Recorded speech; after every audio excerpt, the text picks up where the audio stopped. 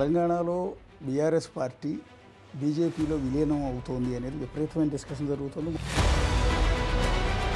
తెలంగాణ రాష్ట్ర రాజకీయాల్లో బీఆర్ఎస్ బీజేపీలో విలీనం చేయాలి అంటే భారతీయ జనతా పార్టీ కావాలి అనుకుంటే చాలా రకాల మార్గాలు. రాజకీయాల్లో సహజం కానిది ఏమీ లేదు. ఈ రాష్ట్రంలో పీఆర్పీని కాంగ్రెస్ పార్టీలో విలీనం కొన్ని బిల్లుల విషయంలో పరోక్షంగా మద్దతు ఇచ్చాడు కాబట్టి ఆయన ఈ రోజు కూడా మోస్తున్నారు అనేది. ఇలా అప్పుడు చంద్రబాబు నాయుడు గారు అరెస్ట్ అయినప్పుడు బీజేపీ వాళ్ళే చేయించారు. దేశ రాజకీయ చరిత్రలో ఎంతెంతో మంది జైలుకి వెళ్ళారు, కానీ ఒక జగన్మోహన్ రెడ్డి విషయంలో మాత్రమే ఇన్ని సంవత్సరాల పాటు బెయిల్ మీద బయట ఎలా ఉండదు. పొరపాటు పడుతున్నారు.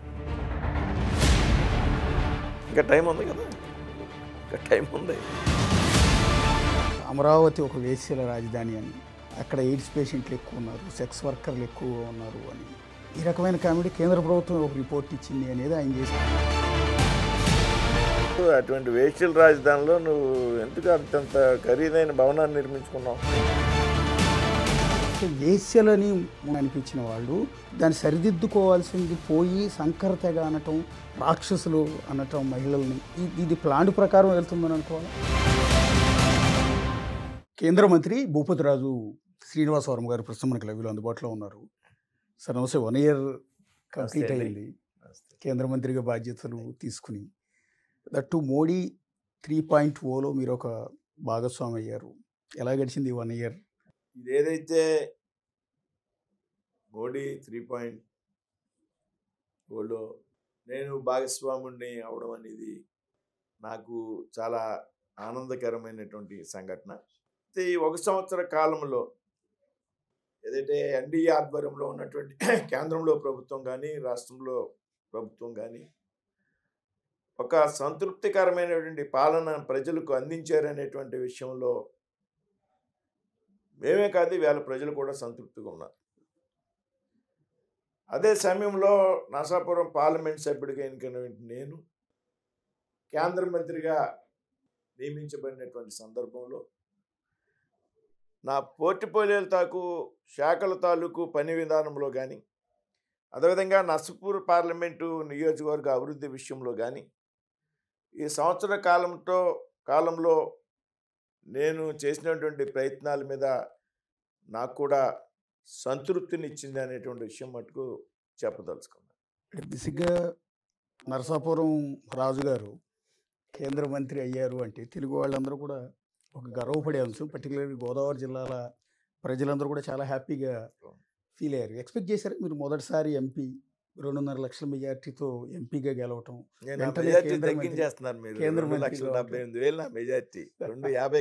ఓకే, సో అన్ని లక్షల మెజార్టీతో గెలవటం, ఇమీడియట్గా కేంద్ర మంత్రి కావటం, ఇవన్నీ ఎక్స్పెక్ట్ చేశారా?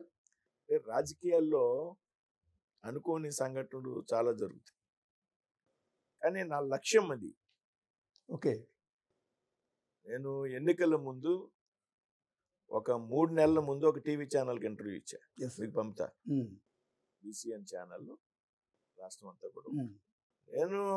నాకు ఆ క్లిప్పింగ్ కూడా పంపుతాను, మీరు ప్లే చేయండి నా ఇంటర్వ్యూలో. నాకున్నటువంటి నా మీద నాకున్నటువంటి నమ్మకం, నా పార్టీ మీద నాకున్నటువంటి నమ్మకం. ఓకే, రాబోయేటువంటి ఎన్నికల్లో 24లో జరిగేటువంటి ఎన్నికల్లో నేను ఖచ్చితంగా నా పార్టీ తరఫున శాసనసభకు కానీ లోక్సభకు కానీ రిప్రజెంట్ చేసి తీరతాను అనేటువంటి విషయం ఎన్నికలకి 2 నెలల ముందు ఇంటర్వ్యూలో చెప్పాను. ఓకే, నేను ఎవరికి పర్సనల్గా చెప్పడం కాదు, ఆ ఇంటర్వ్యూ కూడా మీకు పంపుతా. ఓకే, అప్పటికి సీట్ కన్ఫర్మ్ కాలేదు, ఇంకా పొత్తులే లేవు. ఓకే, పొత్తులే లేవు. అంటే నాకున్న కాన్ఫిడెన్స్, అంటే నేను గతంలో కొన్ని ఛాన్సెస్ మిస్ అయ్యాను. ఓకే, 2014లో నేను అవకాశం మిస్ అయ్యా. ఓకే, నేను అప్పుడు జిల్లా అధ్యక్షుడిగా ఉన్నాను. పొత్తుల్లో తాడేపల్లిగూడెం వచ్చినప్పుడు నా మిత్రుడు మాణిక్యాలరావు గారికి అవకాశం వచ్చింది. నేను 2009లో ఎంపీ కంటెస్ట్ చేశాను. ఓకే, ఇదే పార్లమెంట్ నుంచి బీజేపీ తరఫున. పొత్తులు లేవు. ఓకే, పొత్తులు ఉన్నా లేకపోయినా పార్టీ ఏది చెప్తే అది పనిచేయడం నా కర్తవ్యం, నా బాధ్యత. ఇది నేను నేర్చుకున్నటువంటి డిసిప్లిన్ బీజేపీలో. సో ఇన్ని సంవత్సరాలుగా పనిచేస్తున్నాం. 30 సంవత్సరాలు బీజేపీలో పనిచేసాం నేరుగా. అందుకైతే విద్యార్థి సంఘాల్లో పనిచేసాం. అవకాశం వచ్చినప్పుడు నా పార్టీల మీద నాకు ఉన్నటువంటి ఆలోచన అవగాహన తప్పనిసరిగా మనల్ని ప్రమోట్ చేస్తుంది. కాకపోతే నేను శాసనసభకు అడిగా, నాకు ఏమైనా పొత్తులు ఖరారయ్యాయి.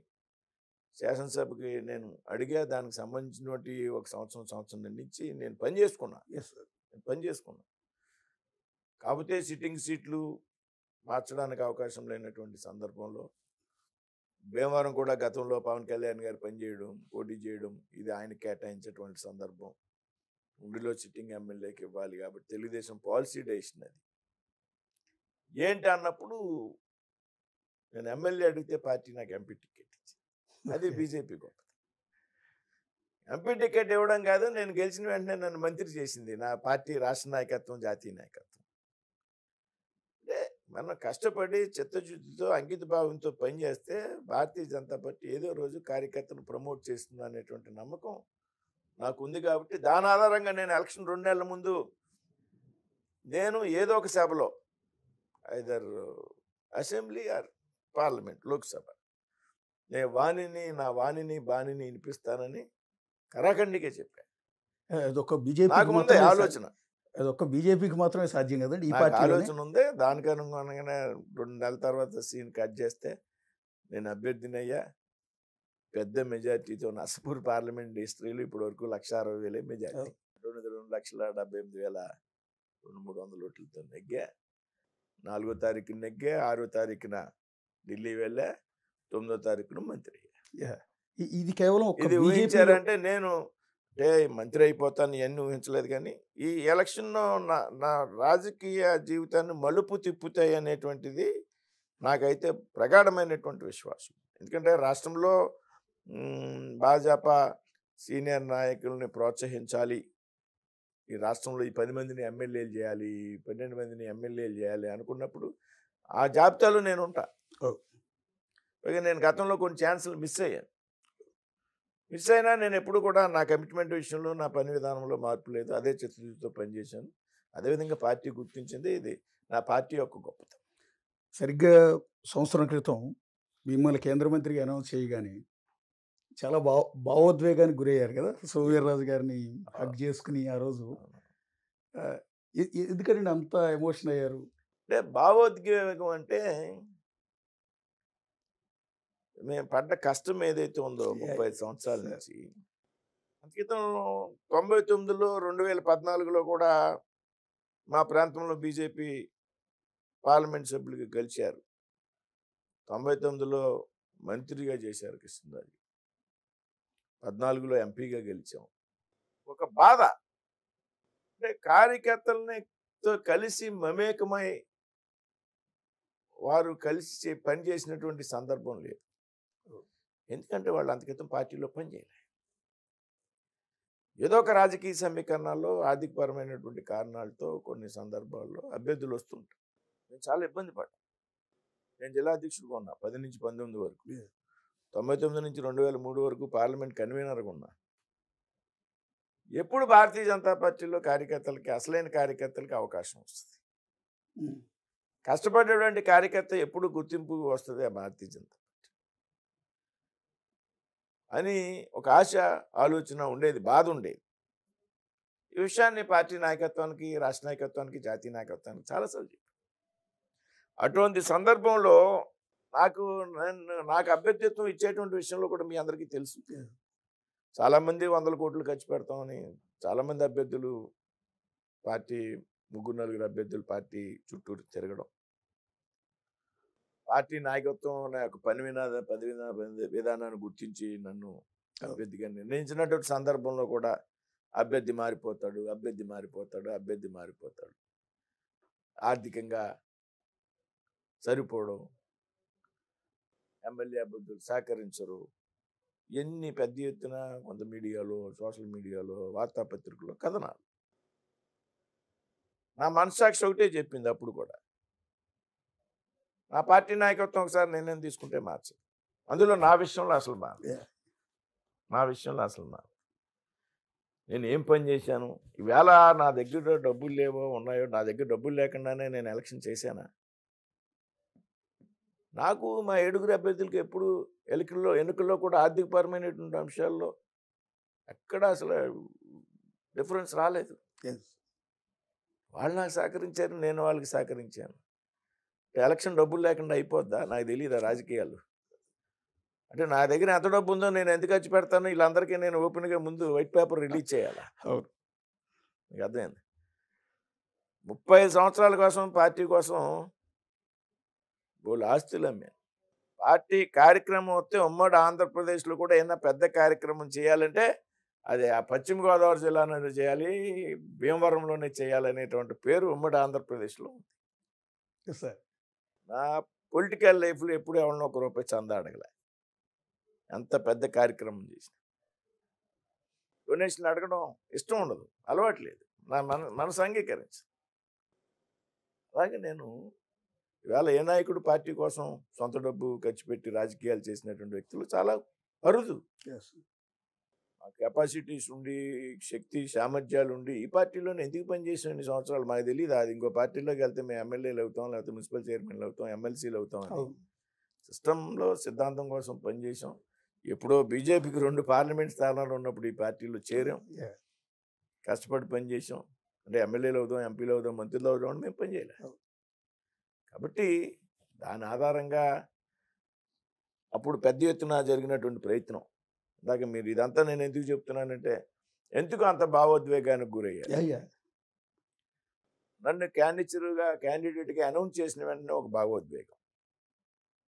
భారతీయ జనతా పార్టీ అద్భుతమైనటువంటి సరైనటువంటి నిర్ణయం తీసుకుంది. నాకే కాదు, ఈ రాష్ట్రంలోనే కాదు, తెలంగాణలో ఉన్నటువంటి మేఘాలకు తెలంగాణలో ఉన్నటువంటి కార్యకర్తలందరికీ నేను తెలుసు. ఉమ్మడి రాష్ట్రంలో కలిసి పనిచేసాం 14 వరకు.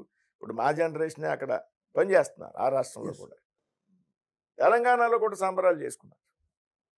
ఆంధ్రప్రదేశ్లో ప్రతి జిల్లాలో సంబరాలు చేసుకున్నారు శ్రీనివాస్ వర్మ క్యాండిడేట్ అయితే.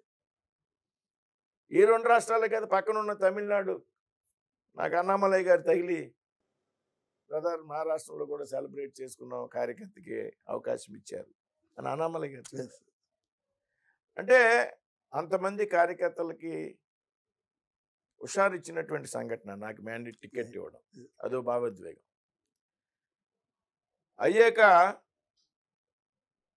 6 పోటీ చేసాం, 3 చోట్ల నెగ్గాం. ఇద్దరు సీనియర్స్ నాకన్నా. గతంలో మా నాయకురాలు, అధ్యక్షురాలు, మంత్రిగా పనిచేశారు. ఎం రమేష్ గారు 2 సార్లు రాజ్యసభ మెంబర్ చేశారు. నేను ఫస్ట్ టైం పార్లమెంట్. అయినప్పటికీ నన్ను మంత్రిగా తీసుకోవడం అనేది ఒక భావోద్వేగం.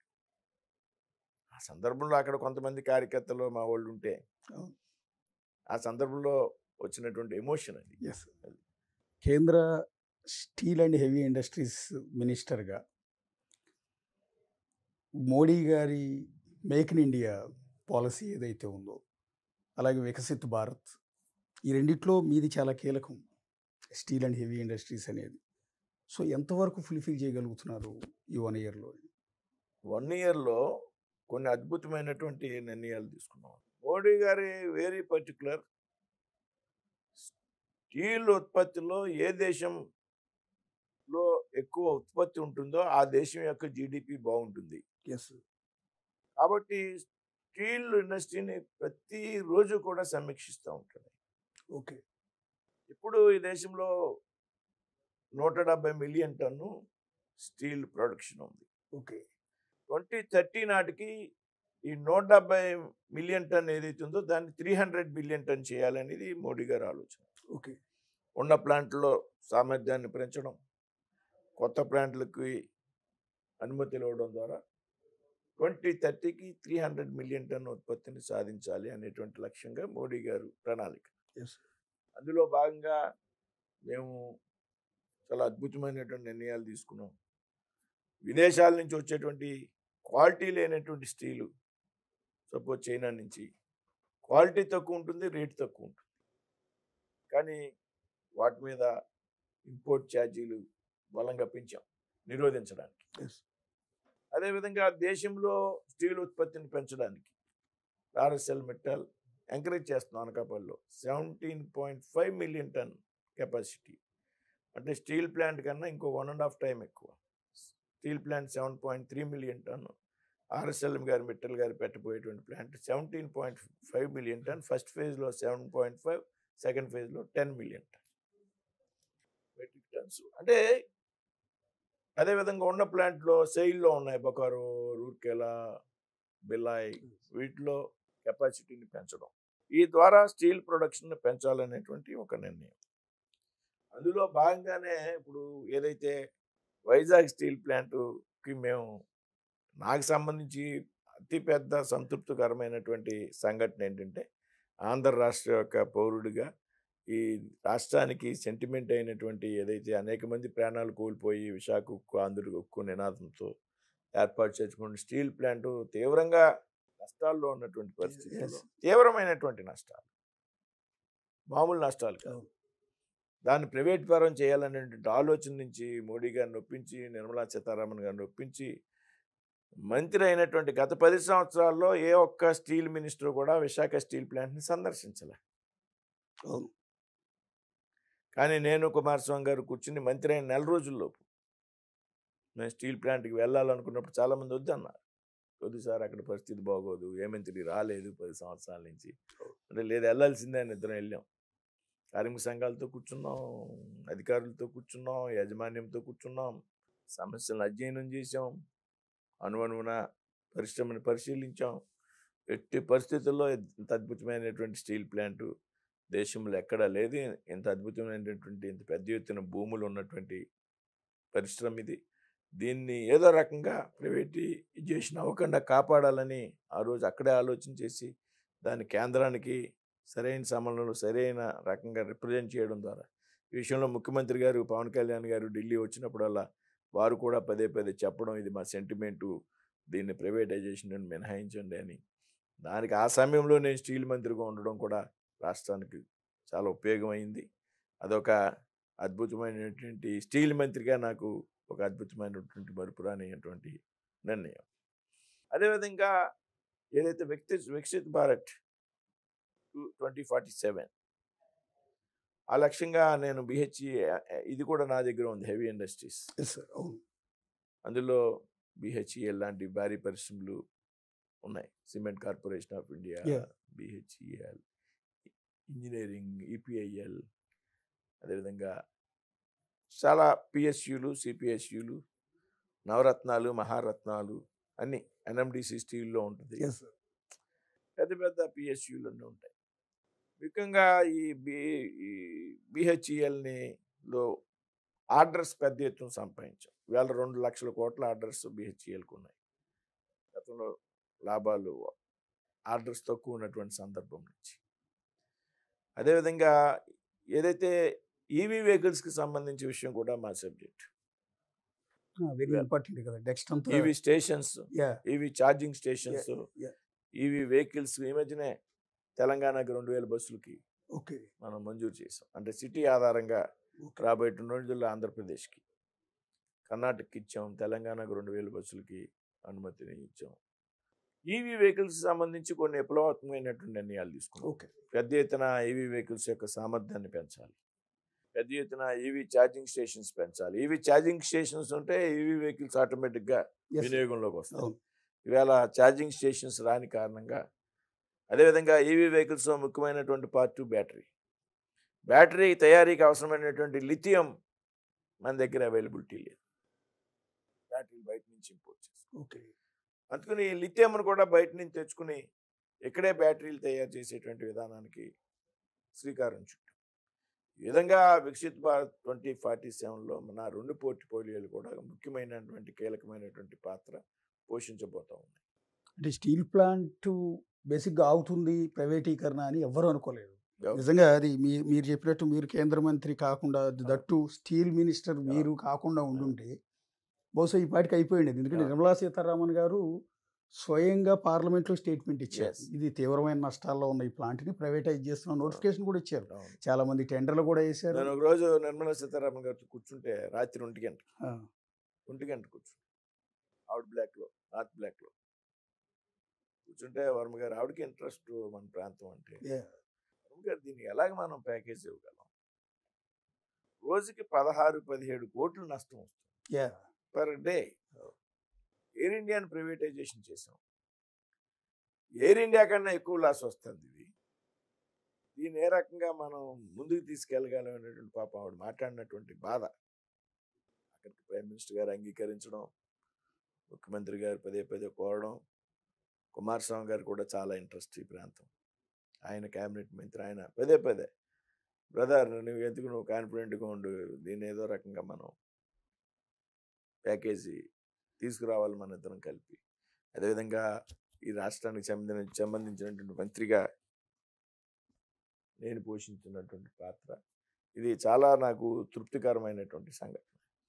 భవిష్యత్తులో కూడా మీరు ఇది కొన్ని తరాల పాటు విశాఖ తరాలు. స్టీల్ ప్లాంట్ ఆగింది అంటే ప్రైవేటైజ్ Yes, yes. కాకుండా అది కేవలం శ్రీనివాసవరం గారి కృషి ఫలితం అనేది కుమారస్వామి భవిష్యత్ గారు, తరాలు ముఖ్యమంత్రి గారు, యా యా పవన్ కళ్యాణ్ గారు అందరూ సమిష్టిగా కలిసి పనిచేశారు. ఎస్ ఎస్ నెక్స్ట్ 1 ఇయర్ కేంద్ర పాలన గురించి డిస్కస్ చేసాం మనం. రాష్ట్రంలో కూడా మీ ప్రభుత్వమే ఉంది, అంటే ఎన్డీఏ ప్రభుత్వమే yes. మా రాష్ట్రంలో ప్రభుత్వమే. నడుస్తుంది. రాష్ట్రంలో ఈ 1 ఇయర్లో ఆంధ్రప్రదేశ్ అనేది అంటే రాష్ట్ర రాజధాని కూడా సరిగా లేని, కనీస ఆదాయ వనరులు కూడా లేని, ఉద్యోగులకు జీతాలు కూడా ఇవ్వలేని సిచ్యువేషన్లో ఉన్న కొత్తగా ఏర్పడిన ఈ రాష్ట్రం ఈ 1 ఇయర్లో ఏమైనా ప్రోగ్రెస్ కనిపిస్తుంది? తప్పనిసరిగా అండి. ఈవేళ 1వ తారీఖు జీతాలు వస్తున్నాయి, చాలామంది పెన్షన్లు 1వ తారీఖు వస్తున్నాయి. అసలే కష్టాల్లో ఉన్నటువంటి ఆంధ్ర రాష్ట్రానికి 2014 రాష్ట్ర విభజన కారణంగా ఉన్నటువంటి కష్టాలు ఏవైతున్నాయో దానికి 19 నుంచి 24 వరకు అధికారంలో ఉన్నటువంటి ప్రభుత్వం పూర్తిగా అన్ని వ్యవస్థలని సర్వనాశనం చేసేసి, కేంద్రం నుంచి వచ్చేటువంటి నిధులు కూడా ఏ అయితే పథకాల కోసం, ఏ అయితే స్కీమ్స్ కోసం వస్తాయో వాటికి ఖర్చు పెట్టలే. నిధులు మళ్లింపు, ఓవర్ డ్రాఫ్ట్లు, బ్యాంకుల నుంచి లోన్లు, లక్షల కోట్ల అప్పులు, స్కీముల పేరిట దోపిడీ. ఏమైనా డబ్బులు కొట్టేయాలంటే ఒక కొత్త స్కీమ్ పెట్టాలి, స్కీమ్ పెట్టడం, దోపిడీ చేయడం. ఈ రకమైనటువంటి పరిస్థితుల్లో ఈవేళ కేంద్రం సహకారం కారణంగానే ఈవేళ ఆంధ్రప్రదేశ్లో అభివృద్ధి సాధ్యమవుతుంది. బాధ్యత 2 చోట్ల ఒకే ప్రభుత్వాలు ఉన్నాయి. ఎస్ చంద్రబాబు నాయుడు గారు ఏ అయితే ప్రతిపాదనలు పంపారో ముఖ్యమంత్రి గారు, లేకపోతే ఢిల్లీ వచ్చినప్పుడు మంత్రుల్ని పదే పదే కలుస్తారు, నెలకు ఒకసారి 2 సార్లు వస్తారు, ప్రధానమంత్రి గారిని కలుస్తారు, దీనికి సంబంధించిన రిక్వైర్మెంట్ మీద రిప్రజెంటేట్ చేస్తారు, వెంటనే కేంద్రంలో అనుమతులు మంజూరు చేసేటువంటి పరిస్థితి. ఈ సంవత్సర కాలంలో మీకు తెలుసు దేనికి ఎంత డబ్బు వచ్చింది. ఇలా ఆగిపోయినటువంటి గత ప్రభుత్వ హయాంలో ఆగిపోయినటువంటి సంక్షేమ పథకాలు అవుతున్నాయి, అన్నీ మళ్ళీ ఒక గాడిని పెడతాయి. జల్ జీవన్ మిషన్ అద్భుతమైనటువంటి ప్రాజెక్ట్. రాష్ట్రంలో ఉన్నటువంటి ప్రతి గ్రామానికి 1,00,00,000 కోటి రూపాయలు, 1,50,00,000, 2 కోట్లు, ఎస్ ప్రతి ఇంటికి పరిశుద్ధమైనటువంటి త్రాగునీరు ఇంటింటికి ఉచితంగా కుళాయి ఇవ్వడం ద్వారా చేర్చాలి. అది పథకం యొక్క ఉద్దేశం. కానీ ఆ పథకం నిమిత్తం వచ్చినటువంటి నిధులు కూడా దుర్వినియోగం చేసి, యాక్చువల్గా 2025 స్కీము టైం అయిపోయింది. ఇప్పుడు ఈ ప్రభుత్వాల అధికారంలోకి వచ్చాక ఆంధ్రప్రదేశ్లో జల్ జీవన్ తాలూకు మిషన్ తాలూకు డబ్బులు వినియోగించబడలేదు కాబట్టి, నిధులు మళ్లింపు జరిగింది కాబట్టి 2028 వరకు దాన్ని ఎక్స్టెండ్ చేసి 3 సంవత్సరాల పాటు జల్ జీవన్ పనులు ప్రారంభమయ్యాయి. వీళ్ళ అన్ని చోట్ల మైక్రో ఫిల్టర్స్ ఏర్పాటు చేస్తున్నారు. గతంలో రోజుకి ఒక 5,000 లీటర్లో ప్యూరిఫై అయ్యేటువంటి అవకాశం ఉన్న చోట ఈవేళ 25,000, 30,000 లీటర్లు ప్యూరిఫై అవుతున్నాయి మైక్రో ఫిల్టర్స్ ద్వారా. ఏదైతే 1,400 కోట్ల ధవళేశ్వరం నుంచి వచ్చేటువంటి వాటర్ గ్రిడ్ ఏదైతే ఉందో అది కూడా జల్ జీవన్ మిషన్లో పార్ట్. ఈ విధంగా ఈ సంవత్సర కాలంలో అనేక పథకాలు గాడిన పడ్డాయి. అనేక రకాలుగా గ్రాంట్స్ కేంద్ర ప్రభుత్వం, గతంలో ఏ కేంద్ర ప్రభుత్వం ఏ రాష్ట్రానికి కూడా ఎంత పెద్ద సహకరించాలి, ఆంధ్రప్రదేశ్కి కాదు ఏ రాష్ట్రానికి కూడా. 1 ఇయర్లో ఆంధ్రప్రదేశ్కి చేసింది ఆంధ్రప్రదేశ్ చరిత్రలో గతంలో కేంద్రంలో కాంగ్రెస్ ఉన్నప్పుడు, రాష్ట్రంలో కాంగ్రెస్ ఉన్నప్పుడు కూడా సాధ్యం కాలేదనేటువంటి విషయం మీకు ఫిగర్స్ చూస్తే అర్థం. కాబట్టి ఆంధ్రప్రదేశ్ అభివృద్ధికి కేంద్రం కట్టుబడి ఉంది, కేంద్రం చిత్తశుద్ధితో ఉంది ఆంధ్రప్రదేశ్ అభివృద్ధికి. అదే విషయం ముఖ్యమంత్రి గారు కూడా చెప్తున్నారు పదే పదే. ఈవేళ కేంద్రం సహకారం కారణంగా ఆంధ్రప్రదేశ్లో అభివృద్ధి సాధ్యమవుతుంది అనేటువంటి విషయం. కాబట్టి రాబోయేటువంటి రోజుల్లో రాష్ట్రంలో, కేంద్రంలో 2 ప్రభుత్వాలు ఒకే కూటమికి చెందినటువంటి ప్రభుత్వాలు. కాబట్టి త్వరితగతిన ఆంధ్రప్రదేశ్ అభివృద్ధి చెందుతుంది అనేటువంటి విషయంలో ఏమాత్రం కూడా అనుమానం లేదు. దీనికి ఉదాహరణ గత సంవత్సర కాలంలో ఈ రాష్ట్రానికి చేసినటువంటి కేటాయింపులు. అమరావతి కానీ, పోలవరం కానీ, రైల్వే జోన్ కానీ, అమరావతికి కొత్తగా దేశంలో అన్ని ముఖ్య నగరాల నుంచి రైల్వే లైన్ ఏర్పాటు చేయడంలో కానీ, లేకపోతే అక్కడ లక్షల కోట్లతో రామాయపట్నంలో బీపీసీఎల్ రిఫైనరీ మంజూరు చేసింది. అక్కడ అనకాపల్లి దగ్గర ఏదైతే 1,35,000 కోట్లతో గ్రీన్ హైడ్రోజన్ ప్రాజెక్టు, నక్కపల్లిలో బల్క్ డ్రగ్ ఏర్పాటు, ఇప్పటికే సిటీని పారిశ్రామిక నగరంగా అభివృద్ధి చేసింది. దాంతో వారోకల్లు, కొప్పర్తి ప్రాంతాలని వారోకల్లుకి 2,800 కోట్లు, కొప్పర్తికి 2,200 కోట్లతో అభివృద్ధి చేస్తూ ఉంది. ఈ విధంగా కొత్త నేషనల్ హైవేస్, కొత్త రైల్వే ప్రాజెక్టులు పెద్ద ఎత్తున కేంద్రం సహకారం ఇస్తూ ఉంది. రాబోయేటువంటి రోజుల్లో మిగతా 4 సంవత్సరాల్లో కూడా ఈ రకమైనటువంటి సహకారం అందుతుంది అనేటువంటి విషయంలో ఏమాత్రం కూడా అనుమానం. అంటే ఒక విమర్శ కూడా ఉంది. అంటే కొన్ని పార్టీలు చేస్తున్న విమర్శ ఏంటంటే 2014, 2019 మధ్యలో కూడా సేమ్ డబుల్ ఇంజిన్ సర్కార్ ఉంది. ఇక్కడ ఎన్డీఏ గవర్నమెంట్, అక్కడ కూడా కేంద్రంలో ఎన్డీఏ గవర్నమెంటే ఉంది. అప్పుడు అమరావతి మన గుండెకాయ, కొత్తగా ఏర్పడిన రాష్ట్రం. అప్పుడు దానికి ప్రధాని మోడీ గారే వచ్చి శంకుస్థాపన చేశారు. కానీ చేసిన క్రమంలో మట్టి నీరు ఇచ్చి వెళ్ళిపోయారన్న విమర్శ బహుశా మీకు ఇప్పటికీ చాలామంది నుంచి వినిపించింది. అది నిధులు ఇవ్వలేదు. ఎందుకు అంటే అప్పుడు ఈ రాష్ట్రం నుంచి గెలిచిన ఎంపీల అవసరం కేంద్రానికి లేదు. కానీ మొన్న జరిగిన 2024 ఎన్నికల్లో ఆంధ్రప్రదేశ్ నుంచి గెలిచిన ఎంపీలు, పర్టికులర్గా తెలుగుదేశం పార్టీ తరఫున గెలిచిన ఎంపీల అవసరం కేంద్రానికి చాలా ఎక్కువ ఉంది. కాబట్టి టీడీపీ సపోర్ట్తో కేంద్ర ప్రభుత్వం నడుస్తోంది కాబట్టే నిధులు ఇస్తున్నారు అన్న విమర్శ. అది వాస్తవం కాదండి. ఇవాళ ఎంపీల అవసరమే భారతీయ జనతా పార్టీ కావాలి అనుకుంటే చాలా రకాల మార్గాలు ఉన్నాయి. ఇది ఎన్నికల ముందు ఏర్పడినటువంటి పొత్తు, ఎన్నికల తర్వాత వచ్చినటువంటి పొత్తు కాదు. 14లో కూడా ఎన్నికల ముందు పొత్తే ఉంది.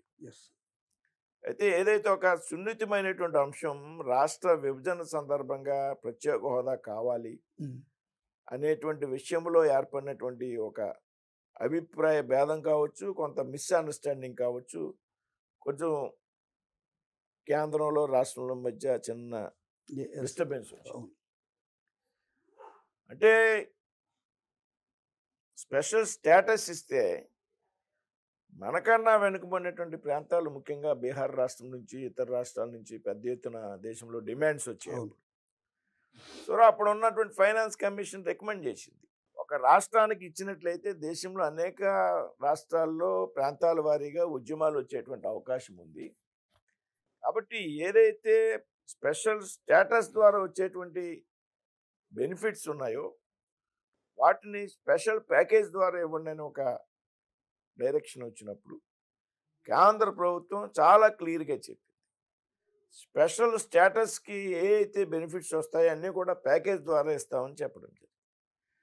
దానికోసం ఒక స్పెషల్ వెహికల్ని కూడా ఏర్పాటు చేస్తాం, స్పెషల్ పర్పస్ వెహికల్ని కూడా ఏర్పాటు చేస్తామని చెప్పడం, చాలా వరకు ప్యాకేజీలో స్టేటస్లో రావాల్సినటువంటి అంశాలు అందులో పెట్టడం. రాష్ట్రంలో ఆవేళ చెప్పారు స్పెషల్ స్టేటస్లో ఉంది, 11 విద్యా సంస్థలు ఇస్తామన్నారు. 11 విద్యా సంస్థలు ప్యాకేజీలో ఇచ్చారు. మనకి గూడెంలో స్టార్ట్ అయింది అన్నీ ఆ 2-3 ఇయర్స్లోనే క్లాసులు ప్రారంభించారు అన్ని చోట్ల. 16-17 సంవత్సరాలుగా అన్ని చోట్ల ఓన్ క్యాంపస్లు స్టార్ట్ చేసి క్లాసులు స్టార్ట్ చేసి అలాగన్నీ. అయితే స్టేటస్సే కావాలి అనేటువంటి ఒక సందర్భంలో కొంత అభిప్రాయ భేదాలు వచ్చినప్పుడు రాష్ట్రంలో ఉన్నటువంటి తెలుగుదేశానికి, కేంద్రంలో ఉన్నటువంటి మా నాయకత్వానికి కొంత గ్యాప్ రావడం జరిగింది. ఏదైతే స్టేటస్ను ఒక సెంటిమెంట్గా భావించి రాష్ట్రంలో ఆ సందర్భంగా అప్పుడు కూడా 2,500 కోట్లు రాజధాని అభివృద్ధికి ఇచ్చారు. 2,500 కోట్లు 2015 సంవత్సరంలోనే, 14వ సంవత్సరంలోనే, 15 కూడా కాదు, 2,500 కోట్లు అమరావతి రాజధాని నిర్మాణాన్ని కేటాయించారు. అదేవిధంగా ఇస్తామనుకున్నటువంటి విద్యాసంస్థలు ఇచ్చారు, అనేక ప్రాజెక్టులు ఇచ్చారు, పోలవరం ప్రాజెక్టుకు డబ్బు ఇచ్చారు, కాకపోతే దాని కారణంగా రెండేళ్ల మధ్య, అంతేగాని మాకు బలం ఎక్కువ ఉంది కాబట్టి ఆవేళ తెలుగుదేశం పార్టీ అవసరం మాకు లేదు కాబట్టి పట్టించుకోకపోవడం. చాలా చిన్న చిన్న రాష్ట్రాల్లో చిన్న చిన్న ఉత్తరప్రదేశ్‌లో అప్నాదల్ అప్పుడు 2 ఎంపీలు. అవును. ఈవేళ ఒక ఎంపీ. ఏ రోజు బీజేపీ దూరం చేసుకోలేదు అనేక రాష్ట్రాల్లో. Yes. అధికారంలోకి వచ్చితే కూడా ఎన్డీఏ ప్రభుత్వంగానే పాలన సాగించారు కానీ బీజేపీ ప్రభుత్వంగా పాలన సాగించారు. దాని ఆధారంగా రాష్ట్ర ప్రజల్లో పెద్ద ఎత్తున సెంటిమెంట్ ఉంది కాబట్టి తెలుగుదేశం నాయకత్వం దానికి పట్టుపట్టడం. మనోళ్ళకి ఉన్నటువంటి కేంద్రంలో ఉన్నటువంటి ఇబ్బందులు ఉన్నాయి కాబట్టి వీడిని కన్విన్స్ చేసేటువంటి ప్రయత్నంలో వచ్చినటువంటి అభిప్రాయాల భేదాల కారణం. అంతేగాని ఇప్పుడు కూడా సహకరిస్తారా లేదంటే ఇప్పుడు ఒక సంవత్సరంలో ఇచ్చినటువంటి సహకారం చూసాం మనంతా Yes. ప్రత్యక్షంగా. అంటే బేసిక్గా రాష్ట్ర అభివృద్ధి అనేది టోటల్గా ఎన్డీఏ గవర్నమెంట్ కేంద్రం ఇచ్చే సహకారం మీద ఆధారపడి ఉందండి. ఇక్కడ రాష్ట్రం దగ్గర డబ్బులు లేవు, మీకు తెలిసిందే. రాజధాని లేదు. సో మళ్ళీ రాజధాని పనులు స్టార్ట్ చేయాల్సి వచ్చింది. ఎందుకంటే గత 5 ఏళ్ళు పూర్తిగా ఆపేశారు కాబట్టి. సో అమరావతిని కంప్లీట్ చేయాలన్నా, అసలు పనులు మొదలు పెట్టాలన్నా కేంద్రం నుంచి నిధులు రావాలి. తర్వాత మన చిరకాల కళ పోలవరం ప్రాజెక్టు. అది ఎప్పటికప్పుడు ఏదో ఒక రకంగా అది ఇబ్బందుల్లో ఉండిపోతుంది. ఈ రోజుకి కూడా కంప్లీట్ కాని పరిస్థితి ఉంటుంది. ఇప్పుడు అవుతుందండి. దానికి నిధులు కేంద్రం నుంచే రావాల్సిందే. 12,000 కోట్లు ఇచ్చారు. ఇట్లా చెప్పుకుంటూ పోతే కేంద్ర సహకారం ఉంటేనే ఇప్పుడు ఆంధ్రప్రదేశ్ అనే రాష్ట్రం ముందుకెళ్ళగలుగుతుంది. ఏ విధమైన సహకారం ఇక భవిష్యత్తులో ఉండబోతోంది అనేది ఈ 4 ఏళ్ళు. ఇప్పుడు ఈ సంవత్సరం పాటు ఇచ్చినటువంటి సహకారం మీరు చూశారు. 12,000 కోట్లు పోలవరానికి ఇచ్చారు. గత 5 సంవత్సరాల్లో అక్కడ పనులు నత్తనడక. అవును. చేసినటువంటి క్వాలిటీ లేనటువంటి పనులు. ఇవాళ మళ్ళీ మనం తిరిగి నిర్మించాల్సినటువంటి పరిస్థితి.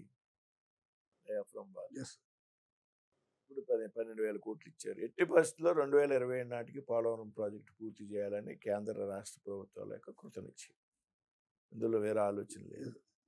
ఈ సంవత్సరం కాలం పాటు ఎంత పెద్ద సహకారం అందించారో రాబోయేటువంటి రోజుల్లో కూడా అదే స్థాయిలో రాష్ట్రానికి కేంద్రం సహకారం ఇస్తుందా అనేటువంటి విషయంలో ఏమాత్రం కూడా అనుమానం లేదు. ఖచ్చితంగా ఆంధ్రప్రదేశ్ రాబోయేటువంటి రోజుల్లో ఒక అద్భుతమైనటువంటి రాజధాని పోలవరం ప్రాజెక్టు పూర్తి చేసుకుని 2029 ఎన్నికలకు వెళ్తాం అనేటువంటి విషయంలో ఏమాత్రం కూడా అనుమానం.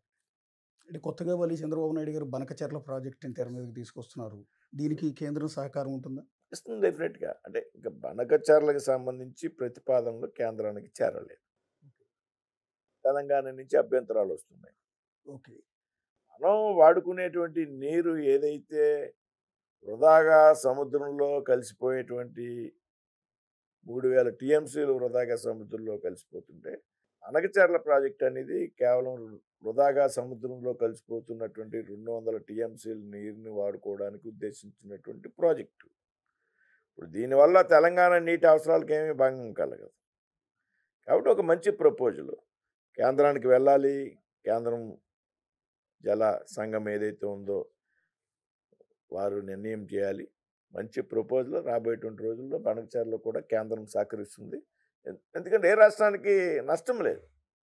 వృధాగా సముద్రంలో కలిసిపోతున్నటువంటి దిగువ రాష్ట్రమైనటువంటి మనం ఉపయోగించుకోవాలనేటువంటి ఆలోచనకి ఎవరు కూడా అభ్యంతరం చెప్పాల్సినటువంటి పని లేదు. దీనికి ఏమి పెద్ద రాజకీయపరమైనటువంటి కారణాలతో కూడా దీన్ని అభ్యంతరపరచాల్సిన అవసరం లేదు. పోలవరం పూర్తవుతుంది. రాబోయేటువంటి రోజుల్లో బనకచెర్ల మీద కూడా ఒక సానుకూలమైనటువంటి నిర్ణయం తీసుకుంటారు. ఇక ఒకటి సార్, మన రాజధాని అమరావతి ఎప్పటి నుంచో అది చూస్తూనే ఉన్నారు. రాష్ట్రం ఏర్పడిన తర్వాత ఇన్నేళ్ళు గడిచినా కూడా ఇంకా ఒక విధంగా చెప్పాలంటే అతిగతి లేని పరిస్థితి అక్కడ కనిపిస్తుంది.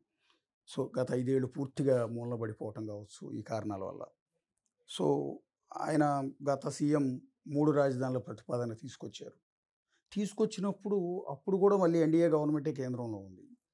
సో కేంద్రం 3 రాజధానుల ప్రతిపాదనని కొంతైనా వ్యతిరేకించి ఉంటే అమరావతిలో పనులు యథావిధిగా సాగి ఉండేవి కదా. ఎందుకంటే కేంద్రం ఆల్రెడీ అమరావతి నిర్మాణానికి నిధులు ఇస్తూనే ఉంది. ఆ నిధులన్నింటినీ కూడా వేరే యాక్టివిటీస్ కోసం, ఉచిత పథకాల కోసం డైవర్ట్ చేసి 3 రాజధానుల ప్రతిపాదన తీసుకొచ్చారు. ఆ టైంలో కేంద్రం కనుక కొద్దిగా ప్రెషర్ పెట్టుంటే అమరావతి ఇలా ఉండేది కాదు. అంటే ఇక్కడ టెక్నికల్గా ఒక అంశము, రాజధాని ఏది అనేది ఎక్కడ ఉండాలి అనేది నిర్ణయం తీసుకోవాల్సింది రాష్ట్ర ప్రభుత్వానికి సంబంధించినటువంటి సబ్జెక్ట్.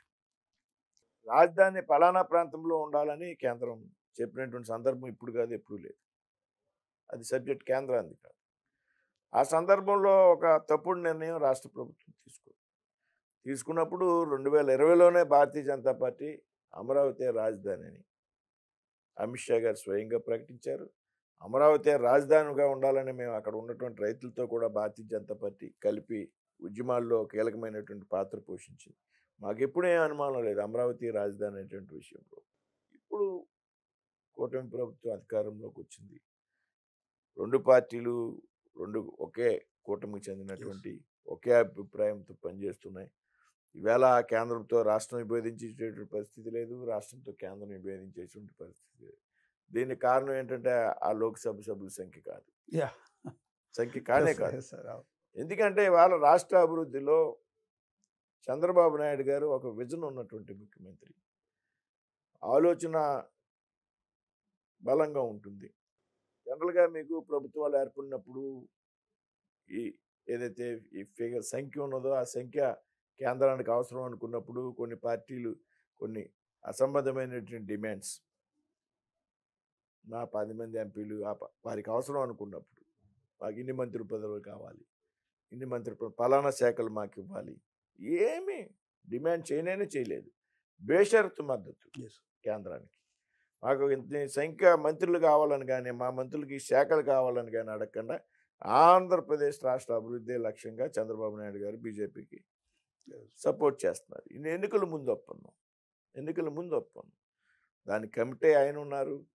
కేంద్రం కూడా ఆంధ్రప్రదేశ్కి అభివృద్ధి చేసేటువంటి విషయంలో ఇవాళ ముఖ్యమంత్రి గారు ఎప్పుడు ఢిల్లీ వచ్చినా వారు ఏమడిగినా కానీ వెంటనే నెలకి 2 నెలలకి దానికి సంబంధించి అనుమతులు కేంద్రం మంజూరు చేస్తాం.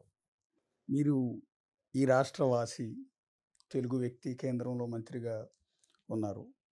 అమరావతి గురించి, మీకు కూడా రాజధాని అమరావతి గురించి నిన్న వైఎస్ఆర్ కాంగ్రెస్ పార్టీ అసోసియేటెడ్ ఛానల్లో ఒక జర్నలిస్ట్ చేసిన కామెంట్స్ రాష్ట్రం మొత్తం ఆందోళన జరుగుతుంది. ఇవాళ అమరావతి ఒక వేశ్యల రాజధాని అని, అక్కడ ఎయిడ్స్ పేషెంట్లు ఎక్కువ ఉన్నారు, సెక్స్ వర్కర్లు ఎక్కువగా ఉన్నారు అని ఈ రకమైన కామెడీ కేంద్ర ప్రభుత్వం ఒక రిపోర్ట్ ఇచ్చింది అనేది ఆయన చేసిన ఆరోపణ. దాని మీద ఆ ఛానల్ జర్నలిస్ట్ యాంకర్ కూడా ఇవాళ అరెస్ట్ చేసింది రాష్ట్ర ప్రభుత్వం.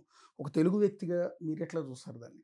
కేంద్ర ప్రభుత్వం వచ్చినటువంటి రిపోర్ట్లో లేదు, ఉంటే దాన్ని బహిర్గతం చేయమనండి.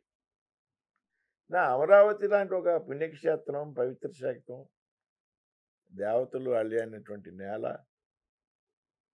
పంచారామల్లో ఒక పుణ్యక్షేత్రం, దాన్ని వేళ ఒక ప్రెస్టీజియస్ రాజధానిగా ముందుకు తీసుకెళ్లేటువంటి సందర్భంలో ఒక జర్నలిస్ట్ అయ్యుండి అది ఒక వేశ్యల ప్రాంతం అనేటువంటి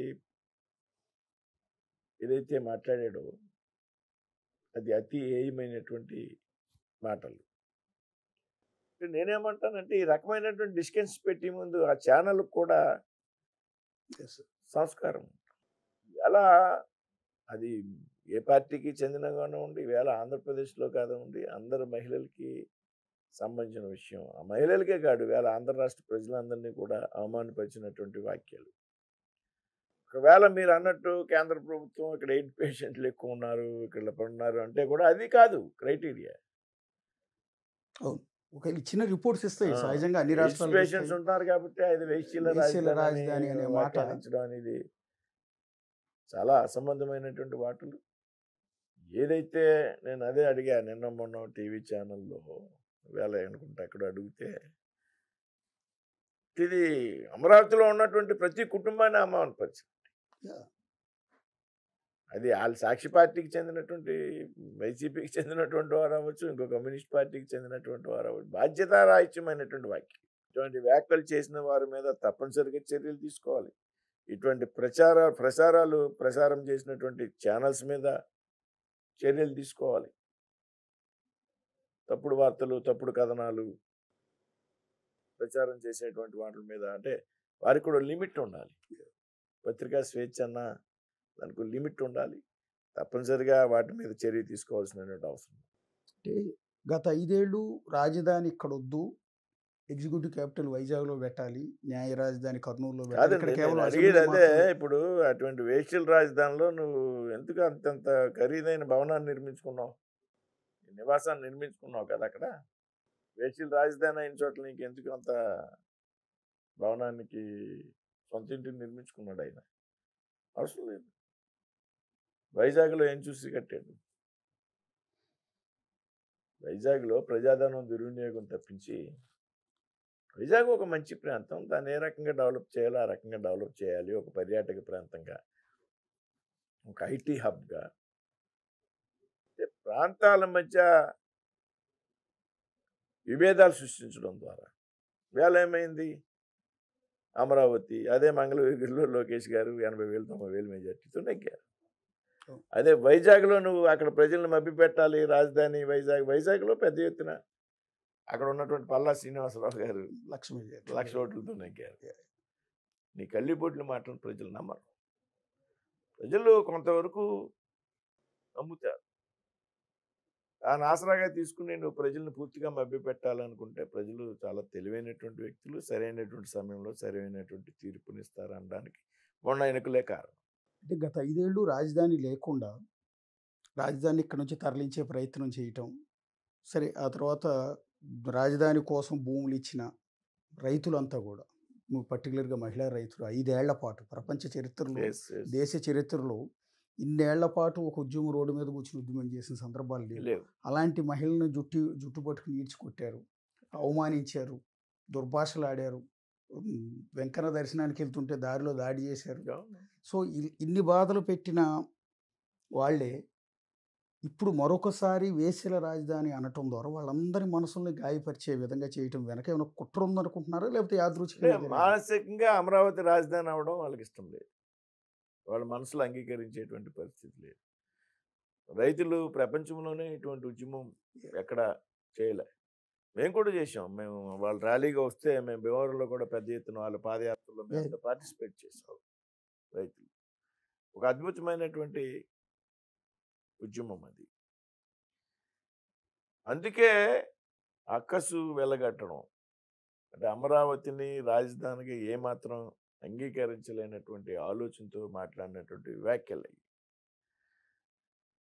నేను అనేది అమరావతిలో మహిళలకు సంబంధించినటువంటి విషయమే కాదు అది. అందరూ మహిళలకి, ఆంధ్ర రాష్ట్రంలో అందరు మహిళలకి సంబంధించినటువంటి విషయం. కాబట్టి ఇటువంటి వ్యాఖ్యలు ఏవైతే ఉన్నాయో ఆ వ్యాఖ్యలు ప్రసారం చేసినటువంటి ఛానల్ మీద చర్యలు తీసుకోవాలనేటువంటి విషయం రాష్ట్ర ప్రభుత్వం చాలా సీరియస్గా పరిశీలించాలి. దానికి సంబంధించినటువంటి ఆలోచన కూడా కఠినంగా ఉండాలి. నిర్ణయమైనటువంటి విషయంలో ఏమాత్రం కూడా అనుమానం.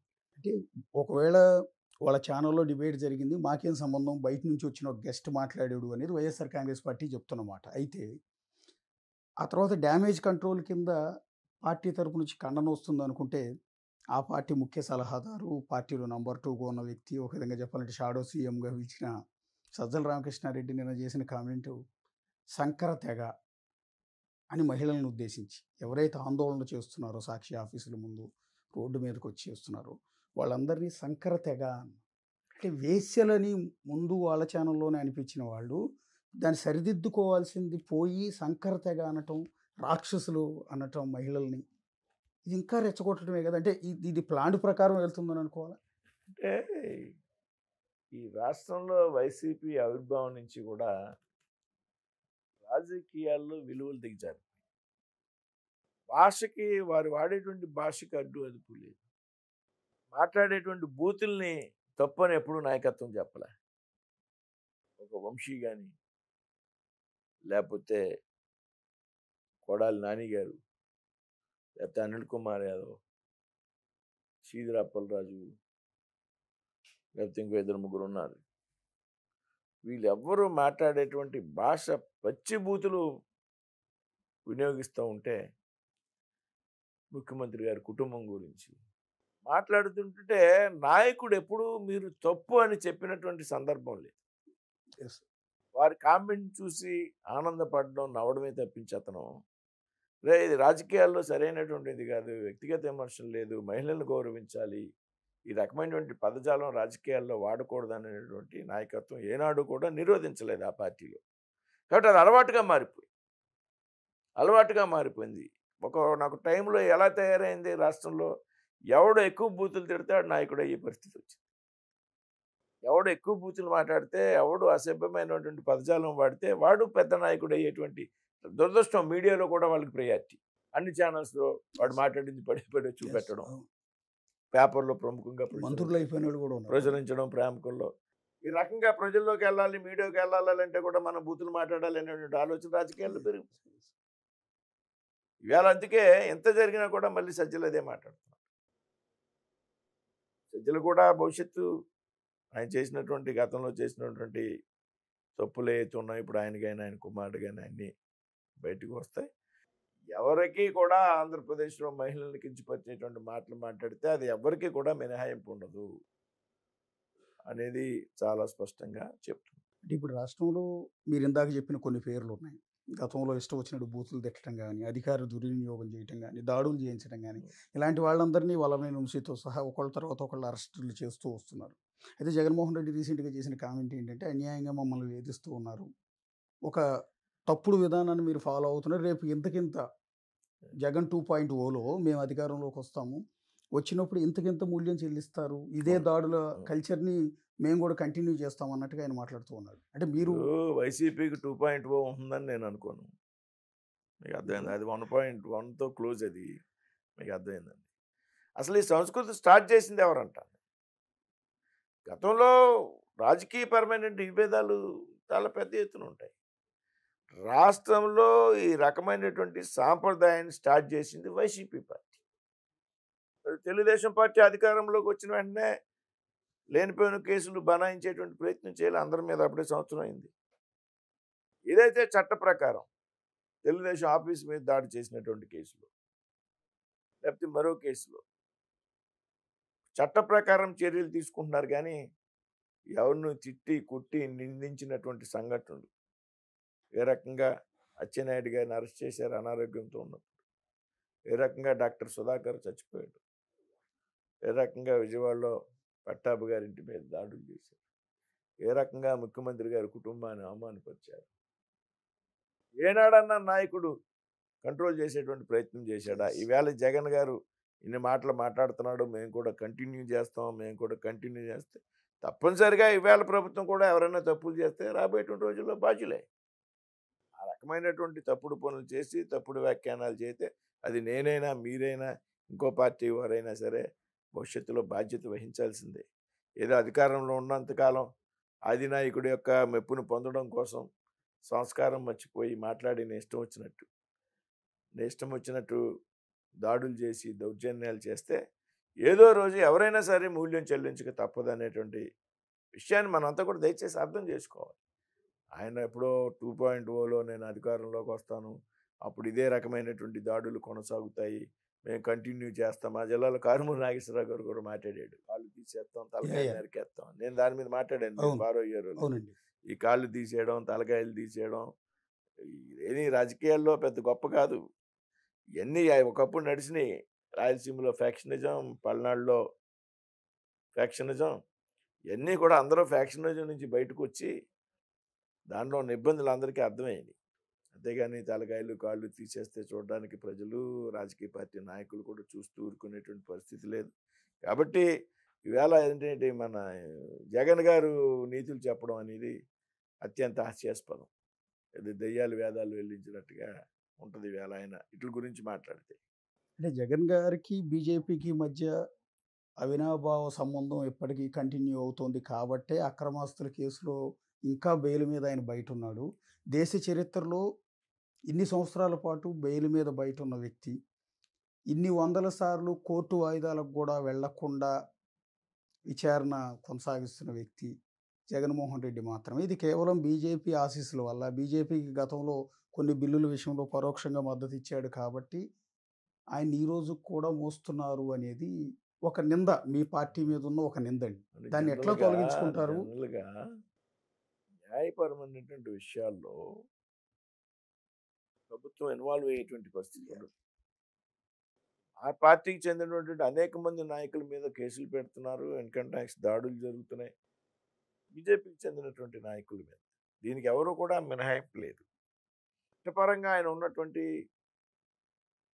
అవకాశాలను బట్టి ఆయన బెయిల్ తెచ్చుకోవడం జరిగింది. వేళ మేము అధికారంలో లేం కదా. వేళ మాకు జగన్ గారికి అసలు ఏ రకమైనటువంటి సంబంధాలు కూడా లేవు.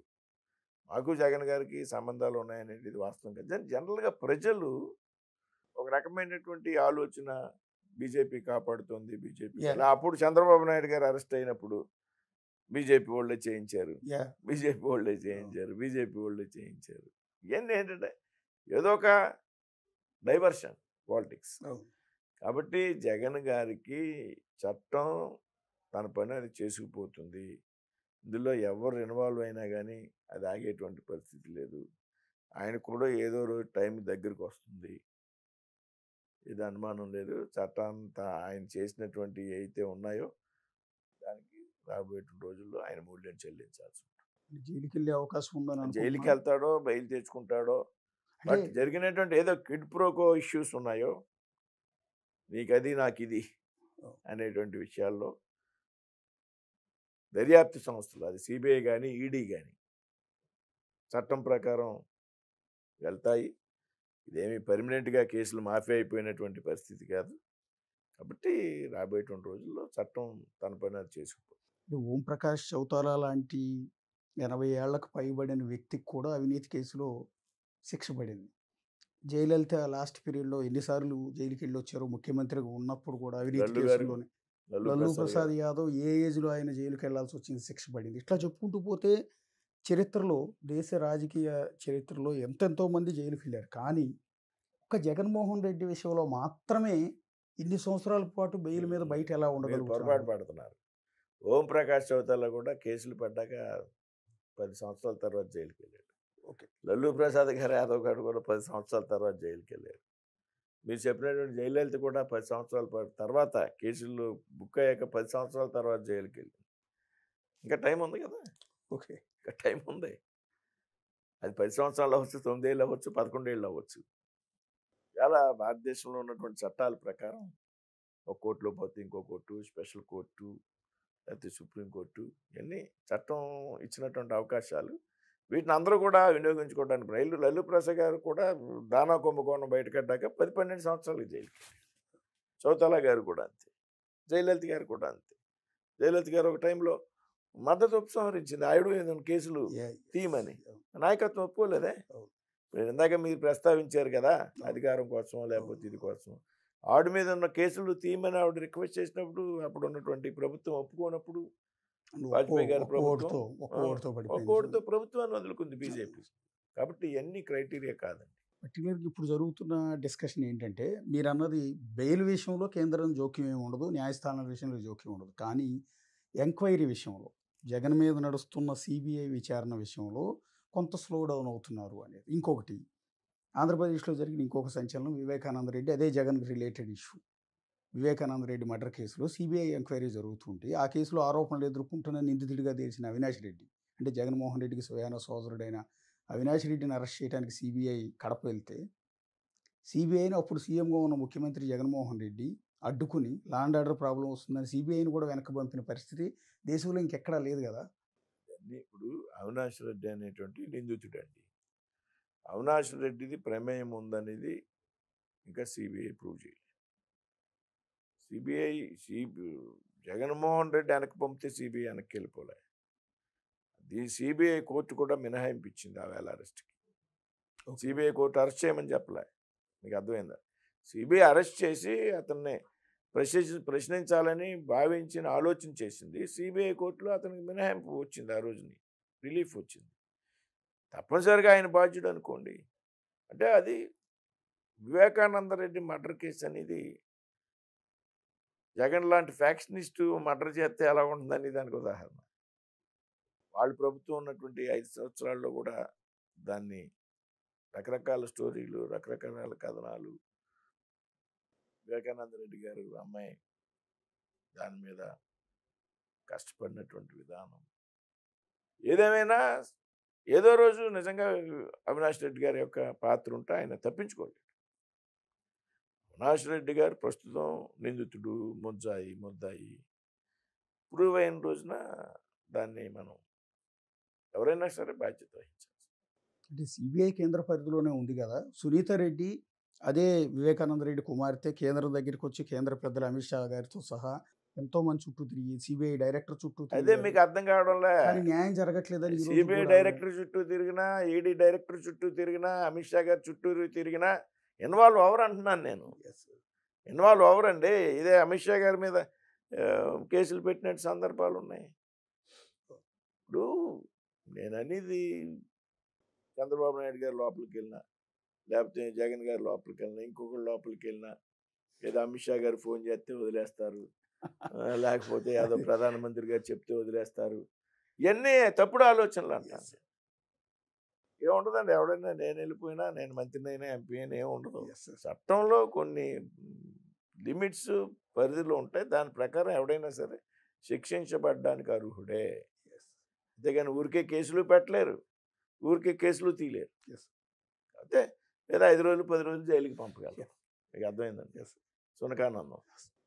చివరిగా ఒక ప్రశ్న సార్. బేసిక్గా out of the box, actually మన రాష్ట్రానికి సంబంధించింది కాదు, బట్ మీరు కేంద్ర మంత్రి కాబట్టి మీకు పార్టీలో ఇప్పుడు కీ రోల్ కాబట్టి, తెలంగాణలో బీఆర్ఎస్ పార్టీ బీజేపీలో విలీనం అవుతోంది అనేది విపరీతమైన డిస్కషన్ జరుగుతుంది. మొన్న వాళ్ళ కూతురు స్వయంగా కేసీఆర్ కుమార్తె తండ్రికి రాసిన లెటర్లో కూడా ఈ ప్రపోజల్ పెట్టారు అని. ఇలా జరిగే అవకాశం ఉందా భవిష్యత్తులో?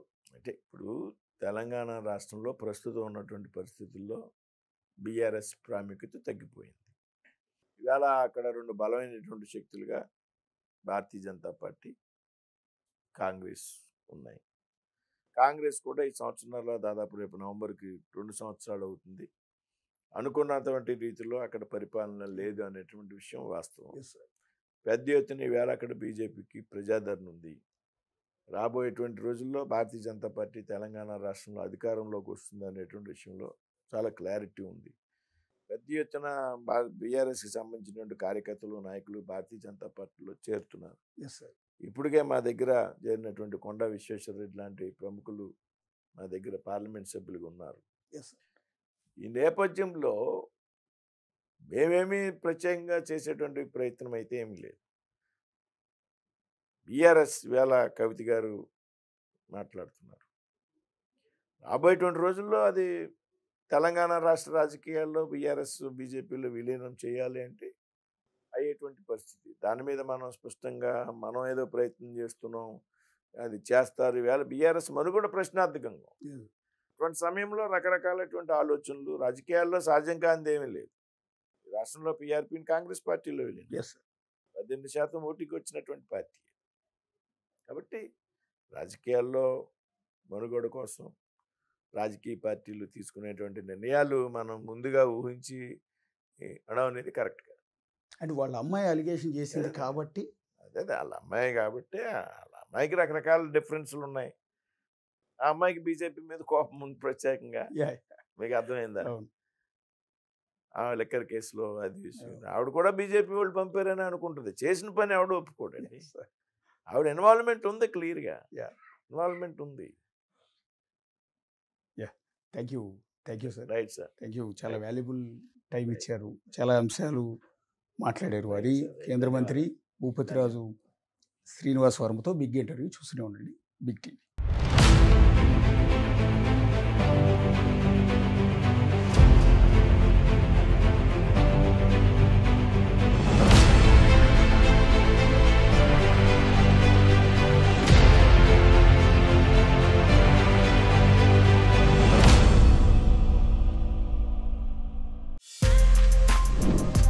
For more videos like this, subscribe Big TV channel.